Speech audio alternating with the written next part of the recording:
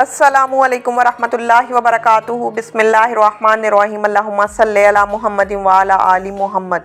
रुको, आज जो मैं कहने वाली हूँ वो सुनना मुश्किल होगा, लेकिन अगर आज ये ना कहा तो कल कोई और बच्ची वही सहेगी जो एक मासूम ने 5 साल की उम्र में सहा। हाँ, 5 साल।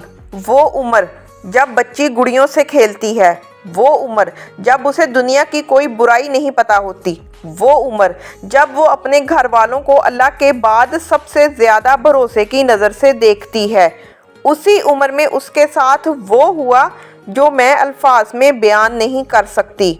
और जिसने किया वो कोई बाहर का दुश्मन नहीं था, वो घर के अंदर था। वो चचा था जिसे इस्लाम ने बाप का दर्जा दिया है। वो दादा था जिसके कदमों में जन्नत कही गई है। वो बच्ची समझ नहीं सकती थी कि क्या हो रहा है। उसका जहन मासूम था, अल्फाज नहीं थे उसके पास उस तकलीफ़ को बयान करने के लिए। वो डरी लेकिन बोल ना सकी। वो रोई लेकिन किसी ने ना पूछा क्यों।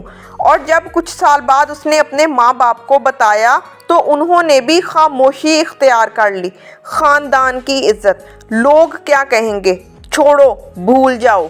लेकिन बहनों और भाइयों, क्या कोई 5 साल की उम्र का ज़ख्म भूल सकता है?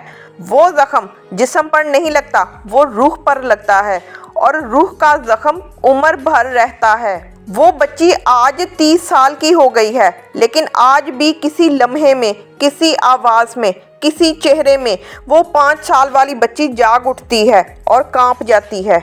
हम कहते हैं चचा बाप की जगह है, लेकिन जब चचा ही दरिंदा बन जाए तो फिर क्या? हम कहते हैं दादा के कदमों में जन्नत है, लेकिन जब दादा ही भरोसे को तोड़ दे तो फिर क्या?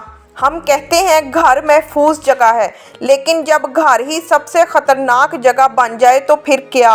मैं आज इन सवालों से नहीं भागूंगी। सच ये है कि हमारे मुआशरे में बच्चों के साथ सबसे ज़्यादा जुल्म उन्हीं लोगों ने किया जिन पर सबसे ज़्यादा भरोसा किया गया।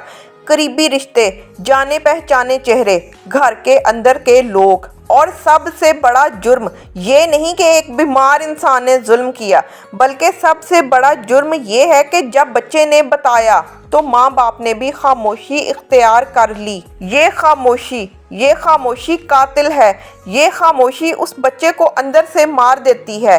ये खामोशी उस जालिम को और ताकतवर बना देती है। सुनो, अल्लाह के कानून में बच्चे पर जुल्म करने वाले के लिए कोई माफ़ी नहीं। नबी करीम सल्लल्लाहु अलैहि वसल्लम ने फरमाया, जिसने किसी कमज़ोर पर जुल्म किया अल्लाह उसका दुश्मन है, और बच्चा सबसे कमज़ोर अमानत है अल्लाह की। जिसने इस अमानत को नुकसान पहुंचाया, अल्लाह के यहाँ उसका हिसाब होगा, और वो हिसाब बहुत सख्त होगा।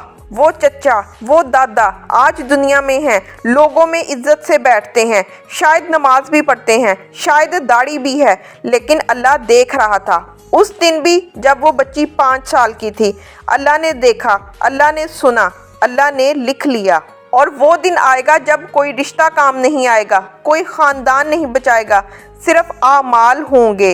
माँ बाप सुनो, अगर तुम्हारे बच्चे ने कुछ बताया, कुछ भी, तो पहले उसे यकीन दिलाओ कि वो महफूज है।